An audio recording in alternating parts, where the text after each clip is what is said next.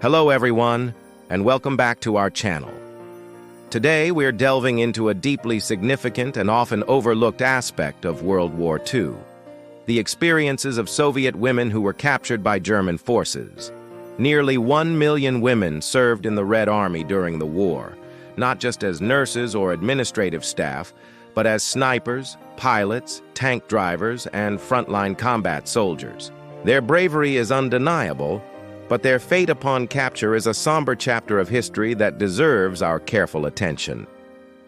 When the war on the Eastern Front began, the sheer number of Soviet prisoners overwhelmed the German forces. Initially, there were no specific policies for handling female prisoners of war. However, this quickly changed. The treatment these women received was influenced by a combination of military protocol, ideological prejudice, and the brutal realities of the front line. It's a complex story, and by examining it, we gain a fuller understanding of the immense human cost of the conflict. One of the first things to understand is that the German military did not initially recognize Soviet servicewomen as legitimate soldiers under the Geneva Conventions. Ideologically, they were viewed through a distorted lens, seen not as equals in combat, but as something other, often dehumanized in propaganda. This had severe consequences. In the early stages of the invasion, many captured female soldiers, particularly those identified as commissars or political officers, were often executed on the spot by frontline units. This was a direct violation of international law, but it was a tragic reality for many. As the war progressed and the number of female prisoners grew, the Germans began to establish a more structured, if still brutal, system.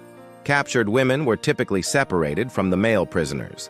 They were often sent to the same POW camps, known as stalags, but housed in separate, often more poorly equipped barracks. The conditions in these camps were universally dreadful. Overcrowding, starvation, and a lack of basic sanitation were rampant, leading to widespread disease.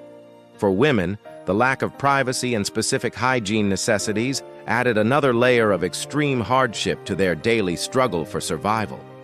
Medical personnel, like nurses and doctors, sometimes received slightly different treatment. Their skills were desperately needed, and in some instances they were put to work in camp infirmaries, treating fellow prisoners, and sometimes even German soldiers.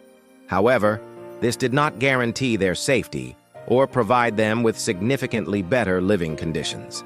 They still faced the same starvation rations and harsh environment as everyone else. Their work was a testament to their professional dedication and human spirit, as they tried to save lives in a place defined by death and suffering.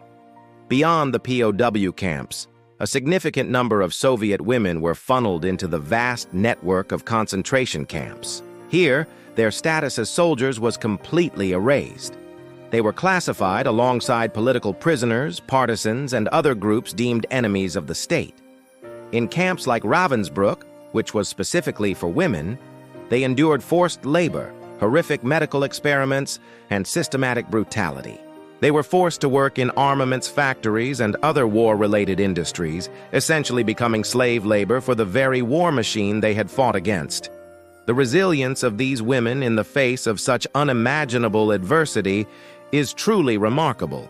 Survivors' memoirs and historical accounts tell stories of incredible solidarity. They formed tight-knit support networks within the barracks and camps, sharing what little food they had, caring for the sick, and maintaining a sense of shared humanity and national identity. They would secretly sing patriotic songs, recite poetry, and commemorate Soviet holidays, small but powerful acts of defiance that kept their hope alive. This internal resistance was a crucial survival mechanism, a way to hold on to their dignity when everything was being stripped away. After the war, the story for these women did not necessarily have a happy ending. When they were finally liberated and returned to the Soviet Union, they expected a hero's welcome. Instead, they were met with suspicion. The official stance was that no true Soviet citizen would ever surrender. Consequently, many returning prisoners of war, both male and female, were interrogated. They were viewed as potential traitors or collaborators. Many were sent to the Gulag, the Soviet Union's own network of labor camps, effectively being imprisoned a second time. This second captivity was a profound and tragic betrayal. These women had served their country with courage, endured the horrors of enemy camps, and survived against all odds, only to be punished by their own government. It took decades for this injustice to be officially acknowledged. It wasn't until the late 20th century that their stories began to be told more openly, and they started to be recognized for what they were. Not traitors, but resilient survivors and dedicated soldiers who had suffered immensely for their homeland. The experience of captured Soviet servicewomen during World War II is a powerful and sobering reminder of the unique ways war impacts women.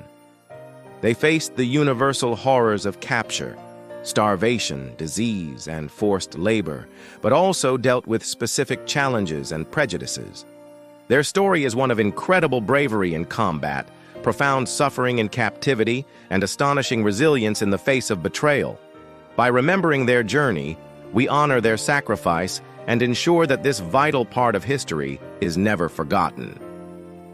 Thank you so much for joining me for this important discussion. If you found this video informative, please give it a thumbs up and consider subscribing to the channel for more deep dives into history. And as always, I'd love to hear your thoughts in the comments below. Take care and see you next time.